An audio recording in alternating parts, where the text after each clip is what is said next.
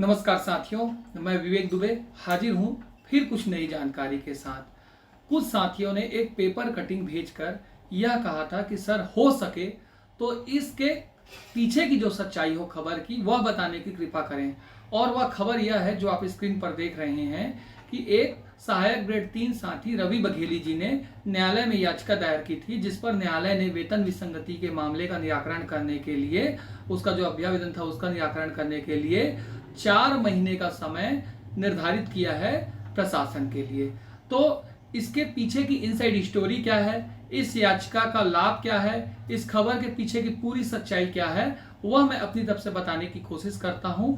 आप स्क्रीन पर आदेश देखिए, साथ ही मैं व्याख्या करता हूं कि इस आदेश का मेरिट डिमेरिट क्या है और क्या इसका लाभ हमको मिल सकता है। तो स्क्रीन पर देखिए। अब आप स्क्रीन पर जो ऑर्डर देख रहे हैं वो हाई कोर्ट का निर्णय है रवि कुमार बघेली जी के केस में, जिन्होंने state of Chhattisgarh, secretary finance, divisional joint director treasury Bilaspur और कलेक्टर शक्ति को पक्षकार बनाते हुए दायर की थी। इसमें पिटिशनर ने जो रिट पिटिशन दायर करते हुए जो रिलीफ मांगा था उसमें यह था कि उन्होंने हाई कोर्ट से कहा था कि कृपा करके आप एक अप्रोप्रिएट रिट ऑर्डर डायरेक्शन जारी कर दें इस बात को लेकर कि जो उन्होंने रिप्रेजेंटेशन यानी अभ्यावेदन सौंपा है उस पर कुछ निर्णय हो जाए और जो है पक्षकार, जो सेकंड पक्षकार हैं, रिस्पोंडेंट अथॉरिटी है यानी राज्य सरकार, फाइनेंस सेक्रेटरी, उनकी तरफ से इस याचिकाकर्ता को जो है पे स्केल दिया जाए 5200, 20,200, ग्रेड पे 2400 यानी लेवल 6 का वेतनमान जो है उनको दिया जाए।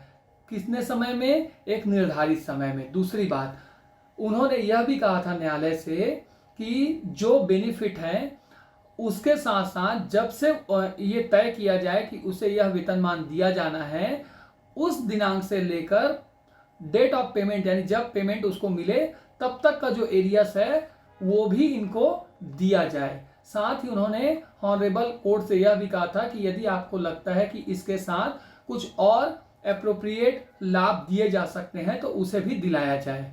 अब ग्रीवेंस ऑफ पिटिशनर जो है उसमें क्या कहा गया है, उसमें यह कहा गया है अपनी याचिका में, उन्होंने बताते हुए कहा है रवि बघेली जी ने कि मैं असिस्टेंट ग्रेड 3 के पद पर कार्यरत हूं और मेरी क्वालिफिकेशन जो है एक्स्ट्रा क्वालिफिकेशन उसमें पीजीडी से भी शामिल है। इसके बावजूद मुझे डाटा एंट्री ऑपरेटर से भी कम सैलरी दी जा रही है। इस बात को लेकर मैंने एक अभ्यावेदन दायर किया था किसके समक्ष?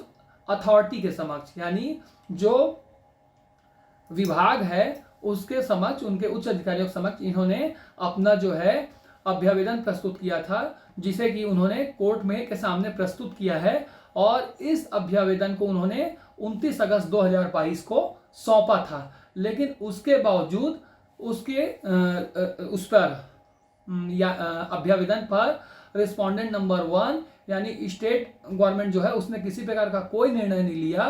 तो उन्होंने डायरेक्शन के लिए न्यायालय का दरवाजा जो है खटखटाया है और उन्होंने यह कहा है कि रिस्पोंडेंट नंबर 1 और 2 को आप जो है आदेशित कर दीजिए कि वो जल्द से जल्द इस पर फैसला ले।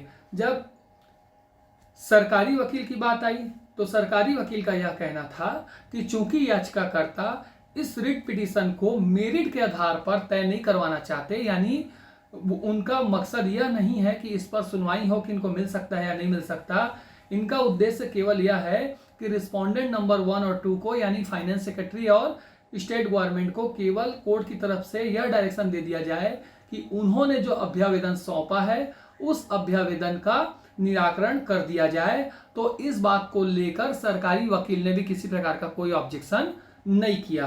फिर पूरे मामले को सुना कोर्ट ने और डॉक्यूमेंट और ये सब देखने के बाद उन्होंने यह पाया कि उन्होंने अपने निर्णय में कहा कि इस जो रिट पिटीशन है यानी इस केस को डिस्पोज ऑफ किया जाता है, समाप्त किया जाता है इस ऑर्डर के साथ कि जो याचिका करता है यानी रवि बघेली जी एक नया अभ्यावेदन यानी फ्रेश रिप्रेजेंटेशन जो है रिस्पोंडेंट नंबर 1 और 2 को सौंपेंगे।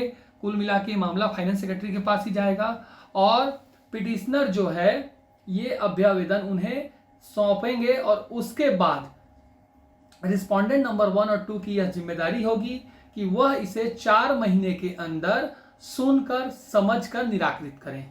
यानी आप दे सकते हैं, नहीं दे सकते हैं, जो भी करना है आपको, उसको आप 4 माह के अंदर तय करें कि रवि बघेली जी ने जो आवेदन दिया था या अभी जो नया देंगे, क्योंकि अब तो उसमें उन्हें फिर से देने को कहा गया और वो इसी चीज को देंगे जो उन्होंने पहले दिया था, तो उस पर 4 माह के अंदर इनको निर्णय लेना होगा। यह कहते हुए रिट पिटीशन को समाप्त कर दिया गया है। अब इसके मायने क्या हैं, इसके असल मायने के विषय में हम चर्चा कर लेते हैं। तो देखिए, इस बात को समझना पड़ेगा कि चूंकि अब अभ्यावेदन का निर्णय अधिकारियों को कोर्ट के निर्णय के बिहाफ पे करना है, तो 4 माह के अंदर उन्हें कुछ ना कुछ तो जवाब देना पड़ेगा, क्योंकि यदि नहीं देते हैं तो रवि बघेली जी के पास दोबारा यह मौका होगा कि वो कोर्ट चले जाएं और न्यायालय की अवमानना का मामला दर्ज करा दें, क्योंकि न्यायालय ने इस केस को निराकृत करते समय यह कहा है कि वो अपना अभ्यावेदन सौंपेंगे और 4 माह के भीतर सरकार को इस पर निर्णय लेना है। अगर नहीं लेते हैं तो न्यायालय की अवमानना का मामला बनेगा ही बनेगा, तो कुछ ना कुछ तो निर्णय सुनाना पड़ेगा।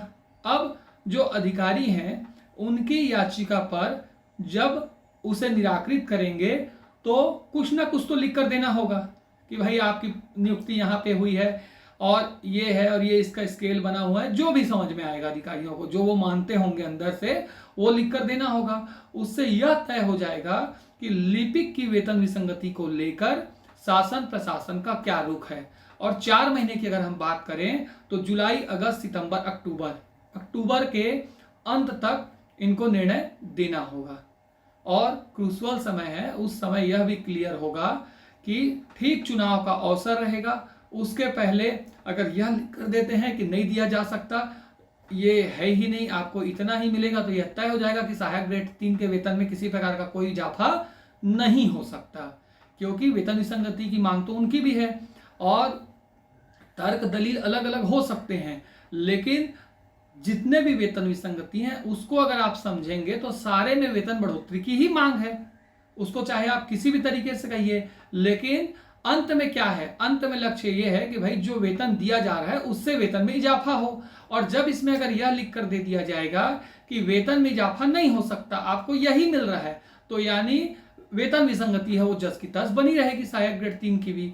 तो इसका सीधे तौर पर एक दबाव तो पड़ना है, नहीं पड़ेगा ऐसा कोई नहीं कह सकता, और लिख कर देना पड़ेगा, लिख कर यह देना पड़ेगा कि हो सकता है कि नहीं हो सकता। यह सब इसलिए भी महत्वपूर्ण है क्योंकि दोनों ही मामलों में कमेटी बनी थी और आज तक बनी हुई कमेटी का कोई निष्कर्ष ना तो सोशल मीडिया में वायरल हुआ है, ना सरकार की तरफ से किसी पदाधिकारी को कुछ दिया गया है, तो निर्णय क्या लिया गया है वो भी नहीं पता चल रहा है। 3 महीने के लिए कमेटी बनाई गई थी, आज 1.5 साल गुजरने जा रहा है, लेकिन किसी प्रकार का कोई निष्कर्ष सामने नहीं आया है। तो बहुत उपयोगी है ये केस, ऐसा तो नहीं कह सकते, लेकिन यह केस वेस्टेज हो गया ये भी नहीं कह सकते। इसके अपने एक अलग मायने हैं।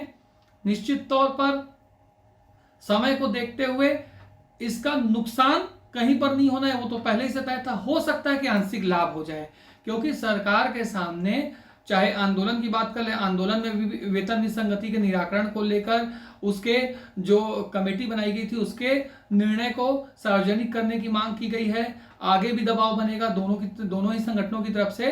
तो हर लिहाज से एक कोर्ट का भी पक्ष आ गया कि आप इस पर अपना निर्णय लीजिए जो उन्होंने अभ्यावेदन दिया है। अगर कोर्ट का निर्णय नहीं आता तो अभ्यावेदन का तो कोई निराकरण होता ही नहीं, ना उनकी तरफ से कभी जवाब दिया जाता है। ऐसे आवेदन ज्ञापन तो हजारों की संख्या में मिलते ही रहते हैं, चाहे संगठन की तरफ से हो चाहे व्यक्तिगत तौर से हो, लेकिन चूंकि इसमें अब न्यायालय का सील मुहर लग गया और एक डायरेक्शन आ गया तो उनको कुछ ना कुछ तो निर्णय सुनाना पड़ेगा। तो इसके अपने मायने हैं, इसको पूरी तरह से शून्य नहीं माना जा सकता। इसको यह भी नहीं कहा जा सकता कि वेतन विसंगति पर अब फैसला आ गया और अब तो ये दूर होगा ही होगा, क्योंकि कहीं पर भी कोर्ट ने इसमें अपना पक्ष नहीं रखा है कि इसको आप ऐसा कीजिए। कोर्ट से केवल यह कहा गया था कि आप इस पर डायरेक्शन दे दीजिए कि भाई जो हमने अभ्यावेदन यानी आवेदन सौंपा है उस पर विभाग निर्णय ले ले। तो कोर्ट ने कहा है हाँ भाई इस पर आप निर्णय लीजिए, अच्छा लीजिए बुरा लीजिए जो लेना है लीजिए, लेकिन निर्णय तो लीजिए और 4 माह के भीतर लीजिए।